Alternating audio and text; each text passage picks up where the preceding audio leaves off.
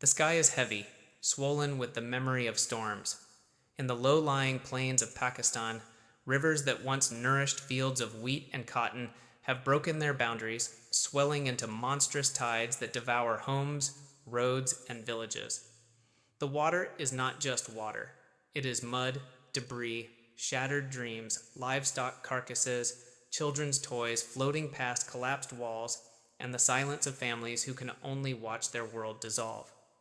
Helicopters hum faintly in the distance, but their reach is small compared to the sea that has formed where no sea should be. And in that silence, a question rises. How much does the world truly care? The floods of Pakistan are not new. History records their wrath, again and again.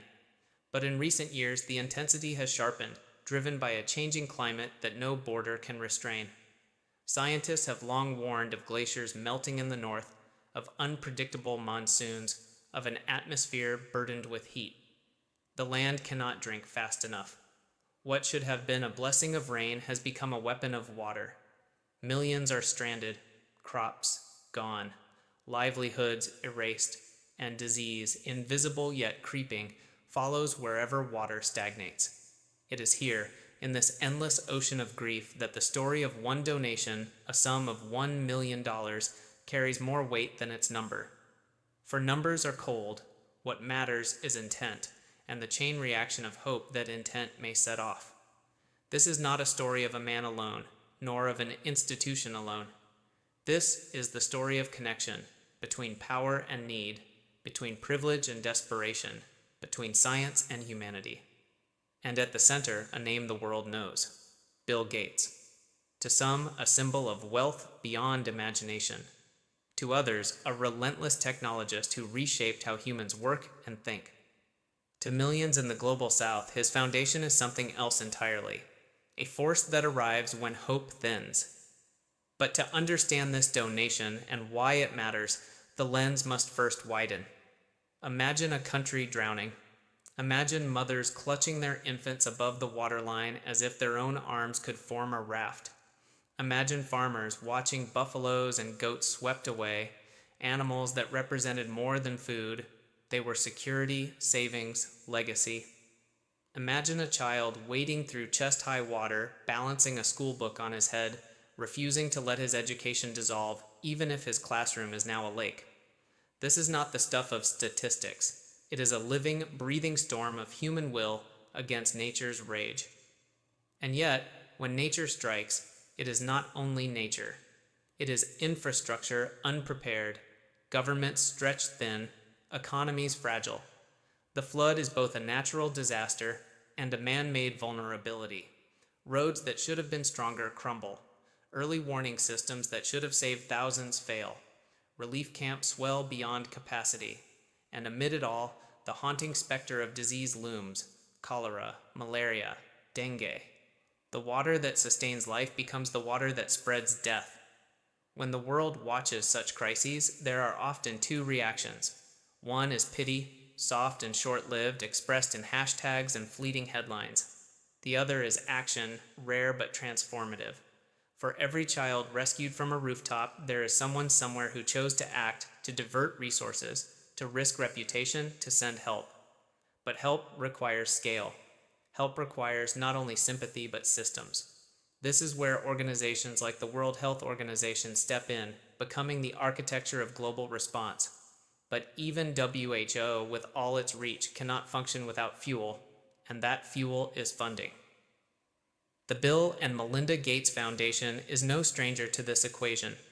Born from the immense fortune of a man who once dominated the digital revolution, the foundation carries a promise: to give back more than was ever taken, to level the imbalance between those who have everything and those who have nothing.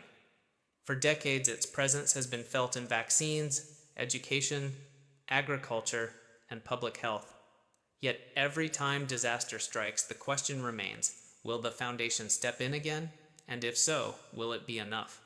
In the late hours of a September evening, as Pakistan's waters refused to recede, news broke. The Gates Foundation had pledged $1 million through the World Health Organization, aimed at relief for Pakistan's flood victims. The number flashed across screens, circulated in press releases, debated in corridors of power. 1 million. For some, a staggering act of generosity. For others, a drop against the ocean of need. But behind the figure lies a deeper story, of intent, of timing, of trust. Why 1 million? Why now? And what impact could it truly have in a country where the damage runs into billions? To answer that, we must step backward into time. We must revisit how philanthropy, science, and human resilience have danced together in the past. We must trace the journey of a technologist who turned into a humanitarian, a businessman who became a global health advocate.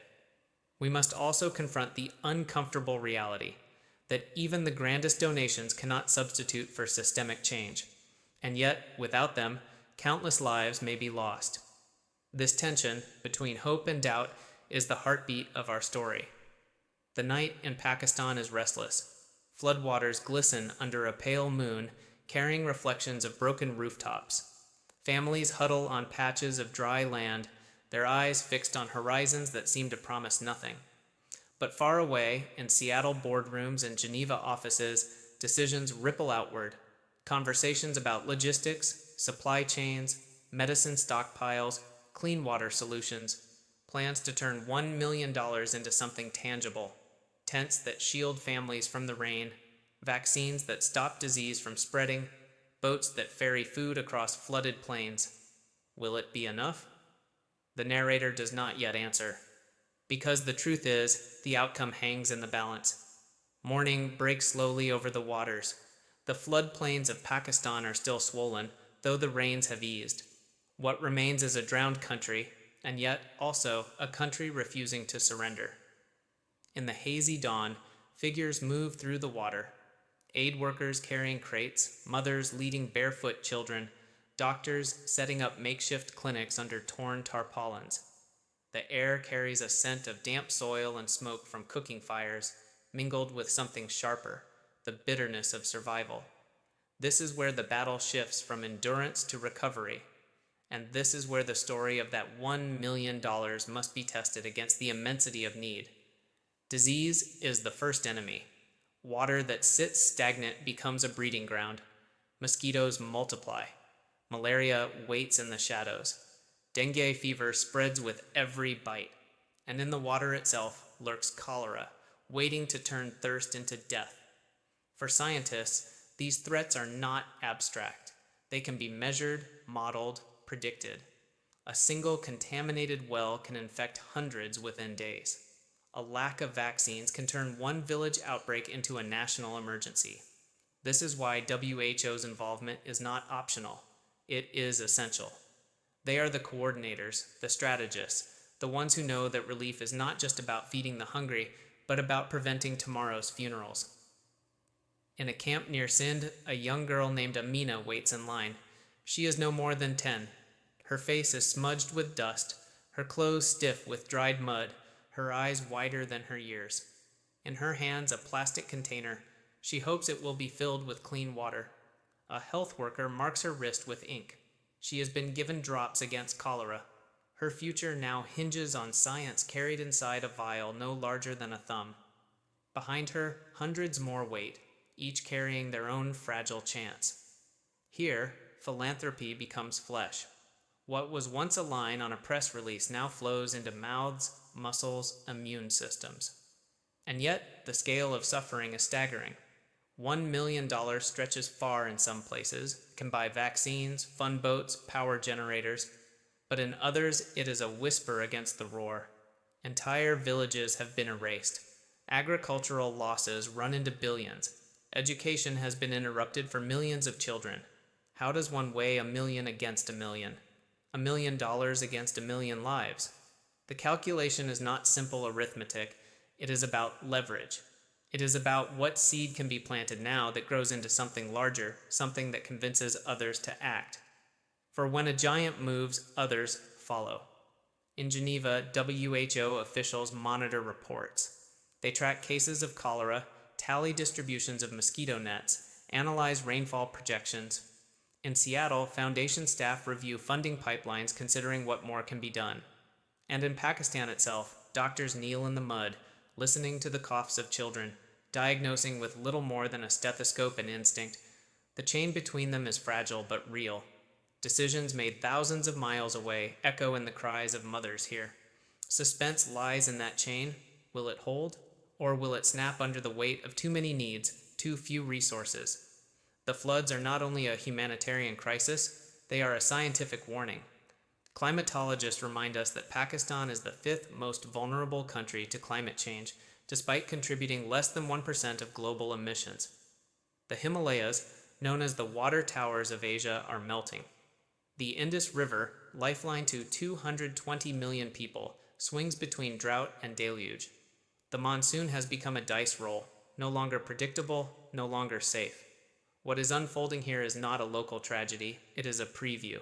A warning shot for every nation that believes climate disaster is distant. The floodwaters of Pakistan carry a message. No wall is high enough, no border strong enough to hold back a destabilized climate. But amid despair, there are sparks of resilience. A farmer, Abdul Rahman, stands in waist-deep water beside what was once his field. He lifts a handful of drowned wheat stalks, lets them slip through his fingers, and then points to the horizon. "We will plant again," he says softly. "When the water leaves, we will plant again." His words are not defiance, they are biology. Humanity's instinct to rebuild is as powerful as any storm. Aid may ignite it, but the will to survive burns on its own. Relief operations stretch into weeks.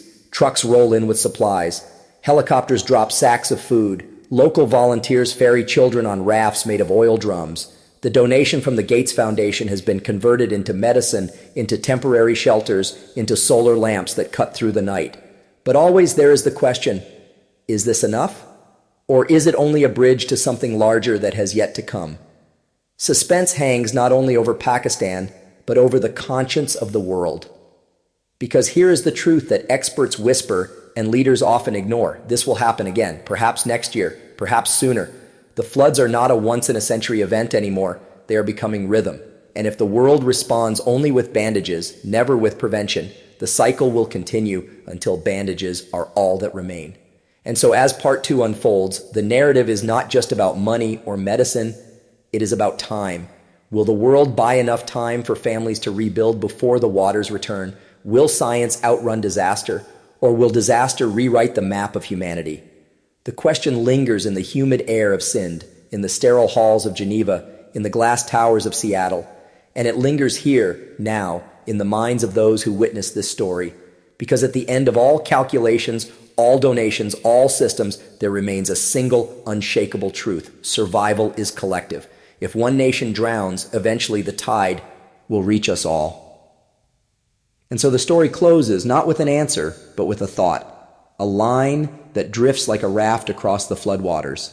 The measure of our humanity is not in what we keep, but in what we give when the waters rise.